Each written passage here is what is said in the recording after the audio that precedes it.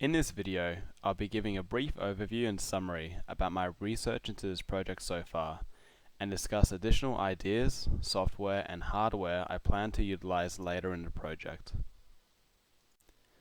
Throughout the course of this project, I've been researching ways to improve collision and object detection for the blind and the visually impaired.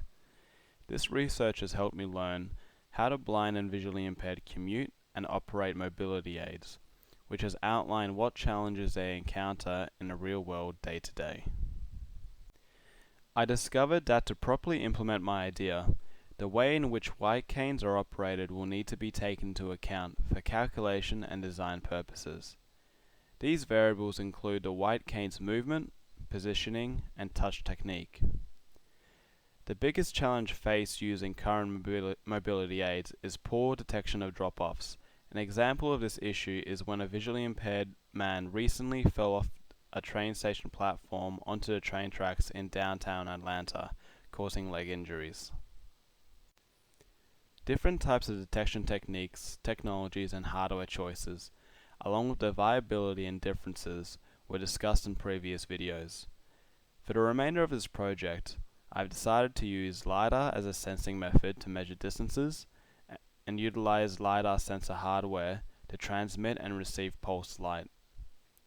Time-of-flight scanning algorithms will also be used to calculate distances, and the sudden change in distance will inform the user of upcoming drop-offs. The key hardware choices made include the LiDAR light as my sensor, and the MSP430 FR5739 as the initial microcontroller. Using C programming and Arduino IDEs will complement these devices and provide functionality for basic proof of concept. For my end product, I'll need to make my design have a small footprint for better form factor and make it mountable to existing white canes. To accomplish this small modular design, I'll make use of a new 3D printer purchased by Code University called the LOLSbot. This product is extremely functional and user-friendly with freely licensed designs, specification, and documentation to help students and researchers create 3D models. The LOLSbot is partnered with organizations like the Free Software Foundation and Open Source Hardware Association to advance collaborative technology, making it an open source platform. It can use a wide range of filaments on the market.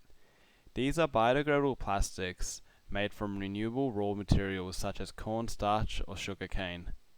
The filament is tied to a spindle and fed through an extruder, then melted into place, creating a 3D design uploaded to the machine. The LOLSbot is fitted with 2 extruders, enabling multiple types of filaments to be printed on the 3D design. This means that you can incorporate flexible and rigid materials to give your design the desired strength, texture, and flexibility. Because the product is an open source platform, a wide range of software can be used to create a 3D model. For my project, I've chosen to use SketchUp and AutoCAD, which I'm experienced in using, and they provide a wide range of tools and features. To help with my case design, I'll be using the MSP430 board dimension specifications found on the Texas Instrumental website, and implement some pre-made casings found online. I'd like to briefly talk more in depth about the microcontrollers I'll be using for my project. During the initial testing phase, I'll be using the Texas Instruments MSP430 FR5739 experimental board, because I have it readily available on hand due to purchasing it in a previous course unit. At the time of purchase, the board cost $70 from an online electronics store. The board carries this price because the MSP430 is its core architecture, and the device is integrated with ferroelectric random access memory, and has an on-board accelerometer, NTC thermistor, user input and reset switches, and 8 LEDs for output displays. The MSP430 is approximately 5.5 cm by 8.5 cm, which is why later in the project I will want to port the design and coding to a smaller board like the Arduino Nano.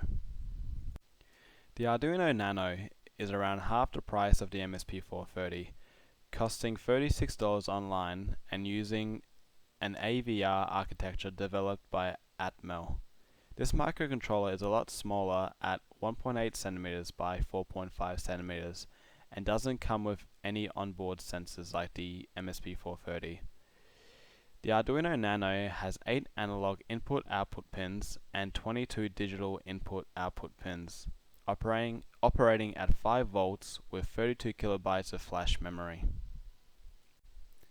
There haven't been many changes to the initial design from my first presentation, but additional methods of object detection like OpenCV were researched and discussed for further implementation. Next semester, once all the components discussed previously arrive, design, coding, and implementation will begin following the initial schematic in the first presentation. I will continue to build on the initial design and incorporate additional components to provide better functionality. Through trial and error, I expect to continuously modify the initial design, making improvements throughout the course of the project.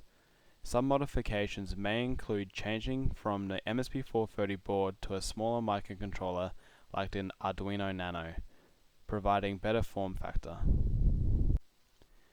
I plan to make use of the Lulzbot 3D printer on campus to create a case that will house all the components together in a neat package to increase form factor and aesthetics.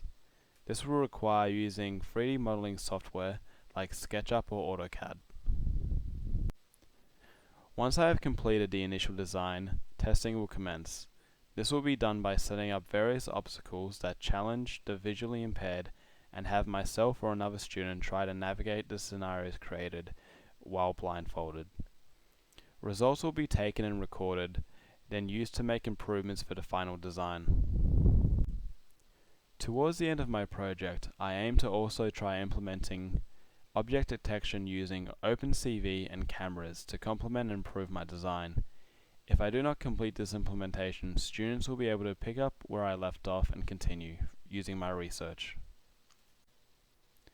Here are a list of references used to create this presentation and construct my report for this project.